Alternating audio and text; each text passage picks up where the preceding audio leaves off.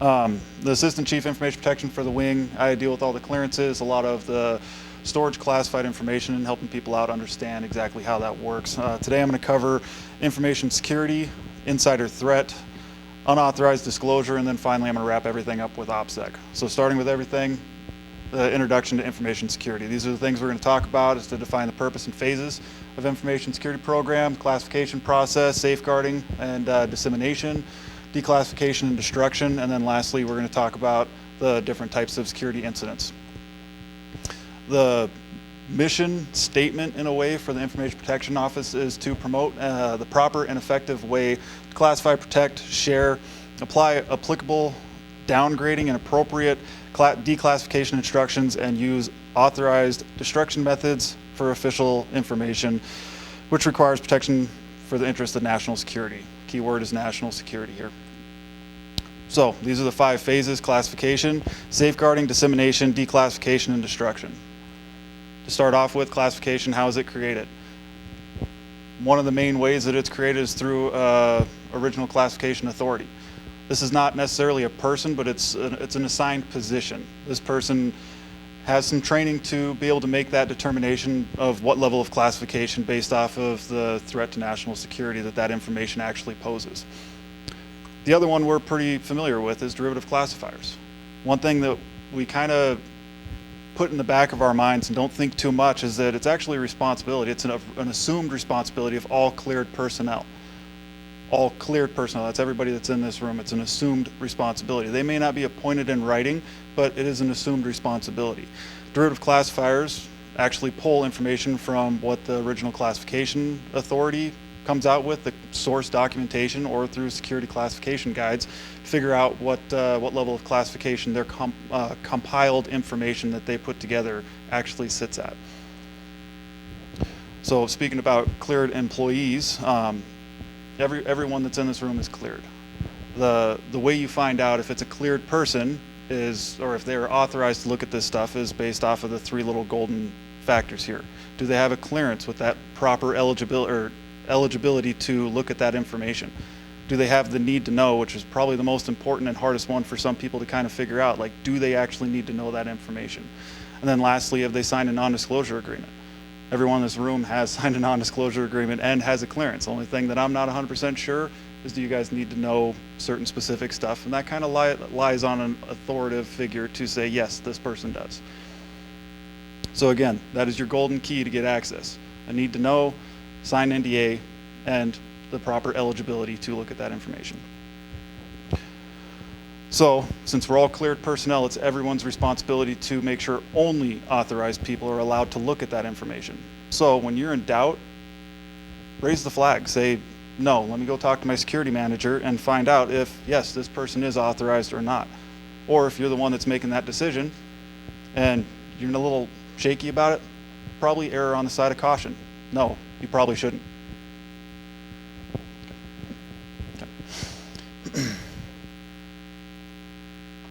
There are 3 different levels of classification based off of the amount of damage that could happen to our national security. That's what generates our confidential, our secret, our top secret. Whether it's a serious grave damage, that would be our top secret, or serious damage, or just regular damage. That kind of generates where that all lies and what kind of safeguarding criteria we need to have on that. So to safeguard that information, we need to do one of 4 things. I like to break it down into actual 2. We have the physical security location for stuff, and then the stuff that kind of falls on the person. If you have information in your head, keep it there. Unless someone is authorized to look at it and you have gone through the key things. They've got this 3 things: to sign NDA, they got eligibility, and they got that need to know, then you can share it. If not, keep it in your head. Same thing if you're carrying it around. If you're carrying it from one location to another, hold on to it. Make sure it's got a cover sheet so that, say for example, you fall down and have a heart attack or something like that, something bad happens, some cleared individual can see that and say, hey, I don't need to know this, and they can secure it up, give it to a security manager, and then that way they can continue to secure that information and then do an incident report and go through the whole process for that if need be. The more physical things would be a GSA certified container or an open storage area. That's our physical type stuff. To include SIPR areas and actual terminals and the computers and all that stuff. If it's in there, try and keep it in there. The less physical imprint we have of classified material, the easier it is to manage. Truthfully, the easier it is to manage. When we're disseminating stuff, there's a couple ways that we can disseminate. We can, through electronic emails and all that fun stuff, we can actually do that through zipper scenarios, or we can physically hand carry that stuff or ship it out. Without going into full detail of how to ship out classified information, this is a quick overview of it. If you need to do that, call your unit security manager or call the information protection office. We'll walk you through. That's not a common thing that happens anymore with the digital age that we're in now. But if that actually is something that needs to happen, call. We'll walk you through it. The simple quick things to think about, because we may accept some information from another unit, something along those lines physically sent to us. It's going to have an inner wrapping and an outer wrapping. The outer wrapping is going to be just like any other box that we'll get from Amazon in a way. It'll say, this is who it's to this unit, like it'll be to this unit. It's not going to say what's in it. It's not going to look anything conspicuous or anything like that. When you open it up, that's where it's going to be a little different. On the inside, it's going to actually have the level of classification that it's assigned. And it's even going to say who it's specifically going to in that unit. Those are the two delineating factors for that. So if for some reason you need to send that out, we will make sure that that gets taken care of prior to sending it out. Another thing that we're pretty versed at, I think everyone in this room has done that, is gone through a classified meeting. Someone that's in that classified meeting has been assigned to make sure that they are the three specific things. They've got that need to know. They've got the signed NDA and they have a clearance before they come in. They make sure that happens. They make sure that no one's got their Fitbits on or their phones in their pockets or anything like that. They make sure that this room is good, or whatever room they're having that meeting at, before everyone comes in. And then they're going to check it afterwards to make sure that they weren't missing anything. There's actually a checklist for that. They get that from the unit security manager. Another thing for dissemination would be the Defense Office of Pre-Publication and Security Reviews. I don't want to go too much into detail on their responsibilities, but these are the ones, the individuals that will make sure that a book that is published by one of our guys is actually good to be released to the public. It doesn't have any classified documentation. Say like the half the movies that are out there and like Lone Survivor, stuff like that, all that biography stuff that was put in there by the individual doesn't breach any of the classified stuff that still needs to be protected. That's their job. And this could be from brochures, briefings, all kinds of stuff. They look at a lot of things that cleared personnel put together. So once everything is put together, and it needs to have a declassification date. It can't just be classified for the rest of existence. To start off with, there's 4 different types of declassification. The 2 most common ones are going to be scheduled and automatic. This all evolves around a 25-year time frame. If it's a scheduled one, it would be some kind of classified scenario that will end on a certain date. Say they're building some aircraft or something like that, and at a specific date it's going to be released to the public. At that point it's no longer classified, and they will tell you that up front. Other than that, it'll be an automatic, which is after a 25-year time frame, it will be declassified on the 31st of December, unless it is approved that they need an extension on that for national security reasons and XYZ. The other 2 are not quite as often to be in our experience of life, but they are mandatory and systematic. People can actually ask for information, and it can actually go out there. So again, I talked about with using the electronic services that we have to maintain a lot of our classified information. If we can keep everything on an electronic thing, it makes it a little bit easier, but if we have physical copies of stuff, say discs or documents, and we're done with them, we need to destroy them properly. We have shredders, we have ways to burn them. These are the approved methods of actually destroying classified material. And then lastly, for information security, and this is just a quick baseline to go over information security so we can prep up for OPSEC and all the rest of the stuff. These are the different types of security incidents. The most severe is the top one, security violation. This is a knowing, willful, or negligent action that could reasonably be expected to result in a loss, suspected compromise, or compromised classified information. That's where someone willingly did that. Security infraction is someone simply forgetting to go through the rules, or they missed a step on something. They didn't mean to do that. It is a failure to comply with security requirements and cannot reasonably be expected. It's not necessarily going to disclose, but it has a potential. And then unauthorized disclosure and spillage. Those are the 4 types of security incidents that we have. So from there, we're going to jump into insider threat. This is the person aspect of this whole entire program. Technically, all of us are insiders. All of us. So we're going to define insiders in the threat categories. We're going to identify the potential threat vulnerabilities and behavior indicators, describe what our adversaries want from us and how they're going to use that, and then the impact of if they do use it and the different types of technology that they have out there to kind of make that happen, and to recognize insider threat and counterintelligence and security reporting requirements.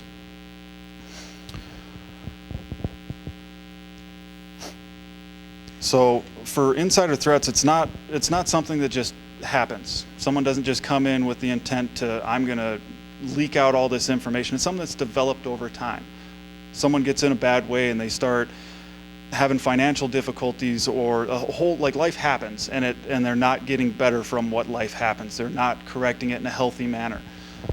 The biggest thing is, with eventually, if not dealt with in a healthy and adaptive manner, it could definitely lead to, either suicide or, say, a Fort Hood shooting type scenario, or it can lead to a lot of harm that a bunch of identifiers can kind of prevent if we act upon it. So an insider, like I said, is any of us, anyone that's a cleared employee. This could involve contractors as well, or industrial accounts. Those are all cleared individuals that have the potential to look at classified information. A threat is the human factor. When something happens, like we are a threat. When I look at classified information, I have a possibility of having life happen to me and someone take advantage of that. Not saying that I'm going to do that or I have intentions of doing that, but if I show signs up here, I hope that my commander will raise the flag and go through the process. So they define the 5 different categories of an insider threat as leaks, spills, espionage, sabotage, and targeted violence. Leaks and spillage are exactly what you think it is. When an individual unintentionally leaks information, they didn't mean to. Same thing with spills. If it goes to the wrong address or something along those lines and it goes to the wrong place, that's an unauthorized disclosure. People ended up getting information and it wasn't intended. But if you go farther in, that's, again, the human thing. We make mistakes. We're not perfect. Going farther, it goes into espionage, where someone transmits some information with the intent to do harm. They purposely do it. Same thing with sabotage. They're trying to destroy some stuff. And then targeted violence is not a random thing. It's this specific area. I want to target that and I want to break that down. This is kind of a escalation of this type of threat. It's just an escalation of threats. Some things that we should look out for as supervisors, commanders, is financial stressors. If an individual is not paying their bills on time and they get into a point where they're in debt and they're in collection, something along those lines, that is a risk. That's a thing we need to talk about. Same with exploitable promiscuity, addictive behaviors, loneliness, disgruntledness. If someone's not acting right and it just feels in your gut that they're not right, that something's not right, you're probably should look at it. You're probably telling yourself something that's something to worry about. And this is where it kind of gets into, feels like a taboo subject. As a member, as a unit member, if you feel that you're not up to par and you're having some financial difficulties, or you're having an issue with gambling, or say you get into some criminal issues, you get a DUI, something like that, raise the flag, say, hey, I need help. That's not a sign of weakness. We're all here to help. Everyone's supervisor is here to help you. Your commanders are here to help you. We want you to be a positive influence and a positive impact on our mission, of course. So raise the flag. Say you need help. Same things with your coworkers. So if you see that one of your coworkers is not working the way that they need to, or something's off, or they're going through life and it's not dealing them a good hand and they need a hand, help them. report it up to the commander, report it up to the supervisor and say, hey, this dude's not right, something's not happening the way it should. Let's get this guy help so that he doesn't become a risk. And with that, I will get on a little bit of a soapbox. When you do have any of those type of things, report it to the Information Protection Office.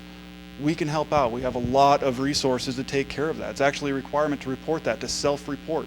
If you have anything that goes against the 13 adjudicative guidelines, that needs to be reported. That's personal conduct. If you're not working the way you're supposed to, you get disgruntled, or tons of letter of counseling, letters of reprimand, things like that, and they're not performing the way that they used to, that would be a reportable thing. If there is DUIs or criminal behavior, say partner, family member assault, that would be a reportable thing. And same thing with financial. I know financial is not something that everyone sees every single day, because I don't talk about my finances to everybody, but if I run into a problem, I say, hey, I need help, we can help. The Information Protection Office can help, and we will set up a report if it's required to the Central Adjudication Facility, so that there's no bad stings on their clearance or anything like that, and they can keep pressing on. So again, if you see any of those behavioral indicators, raise the flag, report it up, and get the person taken care of. Or if you see it in yourself, ask for help. Don't be afraid. So what do our adversaries want to know? They want to know what we're doing, what our limitations are. They want to know who we're working with. They want to know what our goals are. They want to be able to invade that and prevent all of our operations in some way, shape, or form. So we need to protect that information. So as an insider, we know a lot of that information. And this will bleed into the OPSEC here in a little bit, but don't spread the information that doesn't need to go to anybody. Like, be very limited on the information that we're giving out, because our adversaries could be the guy cutting our hair, or it could be the neighbor of the guy cutting our hair that ends up finding out from a conversation that they had, and it kind of bleeds into a lot of OPSEC stuff, and we'll cover that. The ways that they're going to get that information is a direct approach. Colonel Thomas did, what kind of missions you got going on? What's your Air Force story? Like, we hear that all the time. What's your Air Force story? We tell it. Be careful of what we say. We don't want to just spill out everything, but be proud of what we do as well. So, but they will ask, they'll say, hey, where are you guys going? I heard you guys are going somewhere. When are you going? How many people are going? That's information we don't want to give up. And if they persist on their requests, you might want to kind of raise the flag and say, no, we're not going to continue giving you information. But obviously you want something, and that's not a comfortable thing. Another way is through exploitation. If they try and grab some stuff from our emails, or they dig through our trash bins looking for half-shredded paper or something like that to figure out kind of what dates and times things happen. Or if they're just watching us from outside the base. I know there's been tons of times people have called up BDOG and says, hey, there's a dude that's parked out here and they got their camera pointed, and we find out that they're actually on the phone, or they're actually taking pictures of stuff, and it's out there.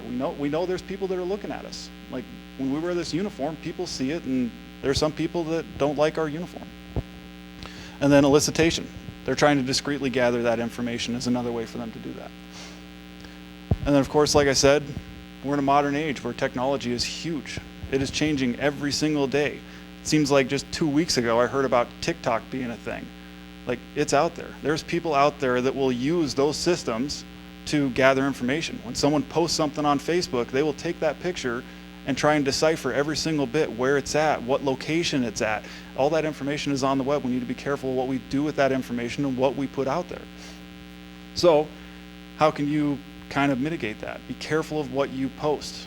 Review that stuff before you post it. Have a good, strong password. A very good, strong password, not just like a keyboard crawl or something like that. You want to have a very good password. And then watch for behavioral indicators. So if you see somebody inside the workplace that's doing something a little weird, they're going into an area that they probably shouldn't, or if they're looking at something a little longer than they're supposed to, or they're not acting right, raise the flag, report it. Report it to your commander, your unit security manager, their supervisor, your supervisor.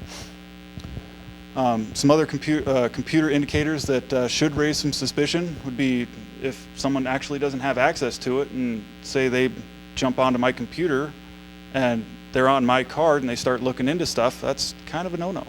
If they're working odd hours without authorization, if they're here at 9 o'clock at night and no one knows about it, that's kind of a problem.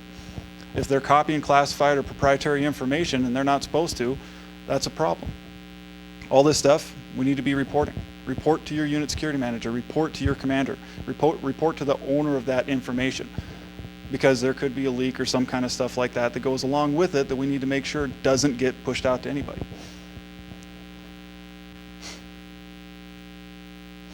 And then again, report to your immediate supervisor and or your local security office. That could be the information protection office as well.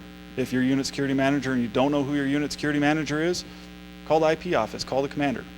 Either way, we will make sure it gets taken care of and we will look at it and make sure it's not an issue. Say that some of that information does go out, how do we know what is important, what is not important? This is the unauthorized disclosure of classified information. And again, if you guys don't know what industry is our contractor employees that are contracted with us that have access to classified information. That's our industrial folks. The objectives for this lesson is to identify the types of unauthorized disclosure, recognize the impacts of unauthorized disclosure, identify how to protect classified information from that, and then how to, like what actions to take if it's suspected or actual. So classified information is just information that has been determined to require, in the interest of national security, protection against unauthorized disclosure and which has been so designated. Basically, is it going to damage national security?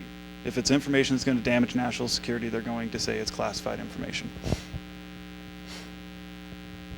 Uncontrolled or controlled unclassified information is something that's actually quite popular around that we've seen a lot too, like for official use only, or law enforcement sensitive for a lot of the cops that we got. We see this all the time. That's information that we need to protect as well that could have an impact on a lot of things as well.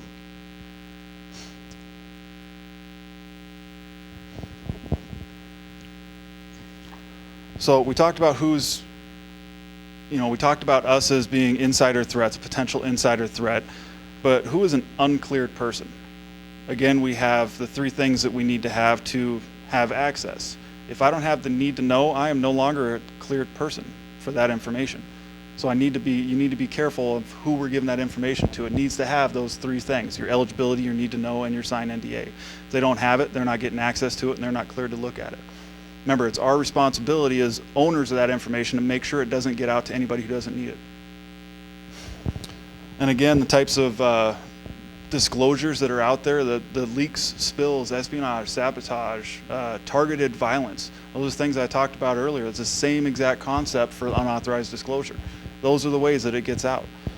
And it doesn't just automatically get out. There's a lot of steps that go into play when someone accidentally does that. They didn't follow a procedure, or they have a whole bunch of considerations for an insider threat that, like, indicators like, hey, this person might do something that they are going to regret doing or they don't actually intend to do.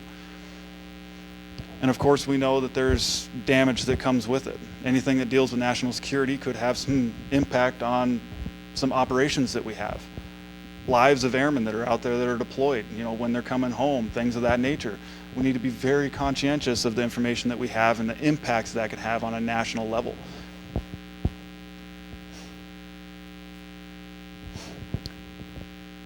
And then these are the regulations that actually govern the security of classified information. If you need a copy of that, please let your information protection office know, your unit security manager, and we'll get you a copy of any of that information. When in doubt, regardless, ask your unit security manager if it can go out. Pre-publication review.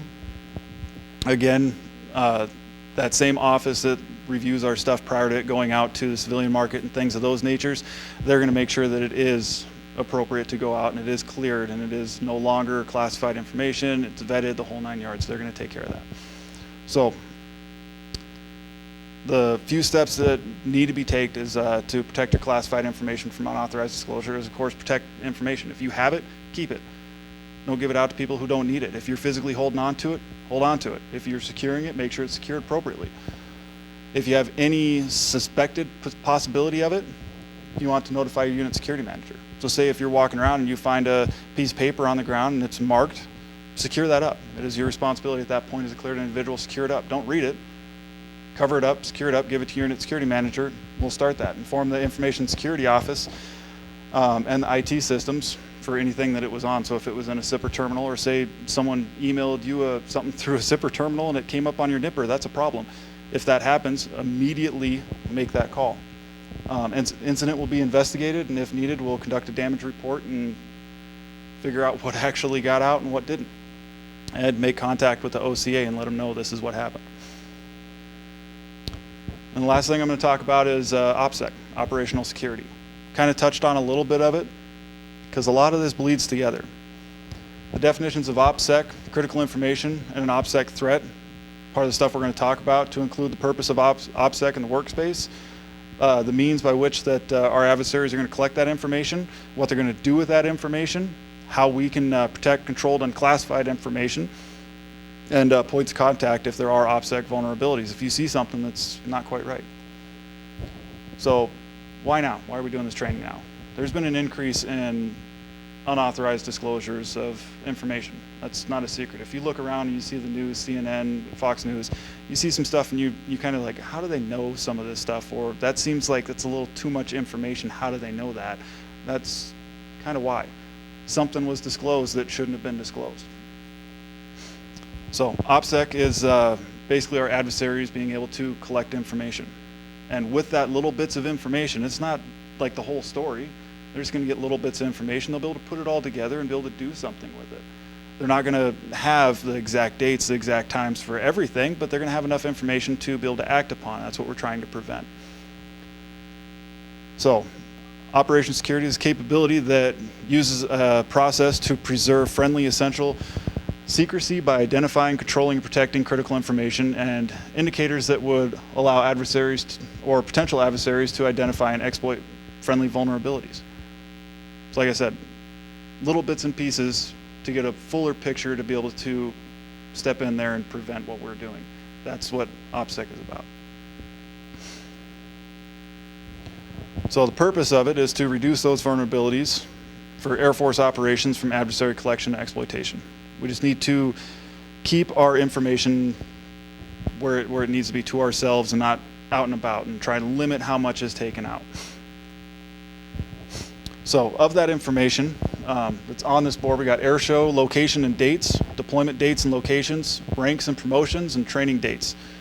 Of those four things, what do you think is actually really critical information? And this is active deployment, correct. Training dates, yes.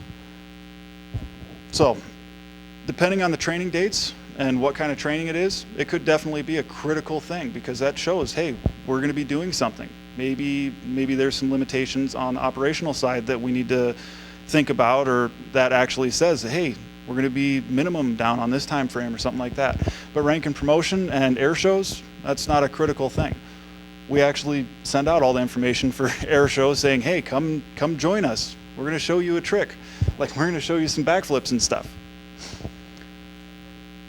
So, yeah, sure, backflips. So, an OPSEC threat is an adversary that has the capability and the intent. They want to take that information that we haphazardly disclosed, or information that they were able to pick up through a Facebook post or through Instagram or any other social media outlets, or even through just rumor mills saying, hey, this is what's happening. And they're going to use that to basically lower our success or impede our success on whatever operations or missions that we're doing. The way they exploit us is, again, through web pages, through our small weaknesses, through our little slip-ups. Everyone's heard the barbershop story. Say, if we all go to the same barbershop and the same barber, and I say, hey, I'm going to have a busy weekend, we're going to be doing blah, blah, blah, and I'm not going to say a whole lot, but then you go and you say, hey, yeah, I'm doing this, that, and the other, not even talking about this weekend. He's going to put all that information together that all of us gave him, and he's going to have the full story, and he's going to be able to use it. That information is compiled by him, almost kind of like a derivative classifier in a way, and they're able to pick up all that information, and none of us really disclose that whole thing. So we got to be careful on who we talk to and how we talk about it. So what can we do? We need to know what our unit considers as critical information. At the end of these slides, I will go over where it is and what that information is so that you guys can view it yourselves. Encrypt your emails. Shred your paper. Like, if you don't need it, shred it. Ensure that anything that is reviewed prior to being sent out for OPSEC considerations. Don't discuss sensitive information with someone not authorized to know that information. When in doubt, don't spread it. And be cautious of discussions in public. When we're out and about or in the hallway, just be cautious of what you're talking about. So again, controlled unclassified information is law enforcement sensitive for official use only or limited distribution. And that goes hand in hand with that. If it's law enforcement sensitive and we say, hey, this guy's someone we got to worry about, well, if he knows that we're worrying about him, that could prevent some responses that we have. Or for official use only, there's implications that come with that if that's sent out to the wrong person. So again, the barbershop story. They were able to grab all that information, those little bits, and be able to formulate a full idea of what's going on and be able to act upon it. So we need to take our time and make sure that we are not providing an unauthorized disclosure so that we can see some stuff on the news. We talked about the riots and the protests that we had a few months back. I remember watching on the news, they literally said exactly how many airmen and soldiers were at a hotel that got their hotel taken away from them. That specific scenario is a huge threat because now they know that X amount of soldiers are out on the streets that didn't get any sleep and they're going to be a little weaker and a little tireder. Like, that information shouldn't go out, and there's nothing we could have done about that in a lot of situations on that, because that's information that could have came from the hotel. But if we can limit that information that goes out, by all means, do it. It is our responsibility to do that. So if you have any operation security concerns, your OPSEC security manager is actually Colonel Pepke. He is the security forces commander. He is the operations security manager. And if you need to go hold of him, his phone number is 791-0334. Now for the fun part, knowledge check. Make sure everyone was paying attention. True or false? OPSEC is a process used to identify, analyze, and control critical information indicating friendly actions associated with military operations and other activities. True, correct. What is the purpose of operations security in the workplace?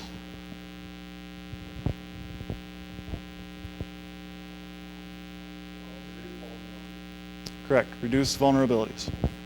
Reduce vulnerabilities. And then lastly, an adversary with the capability and intent to undertake any action detrimental to the success of program activities or operations describes what? Correct, an OPSEC threat. So for OPSEC, this is what we talked about, the definitions of OPSEC, purpose of OPSEC in the workplace, means by which adversaries collect that information, how they use it, controlled unclassified information, and points of contact if you do have something that doesn't sound right to raise the alarm to. And just like I was talking about, we'll go over some localized stuff. Back in 2013, I was on a deployment to Afghanistan. That is from the paper. It actually says how many people were going. Kind of says that we're leaving and we're going to go meet up with some people in Texas. There was some information in there that probably shouldn't be in the news. That information was disclosed.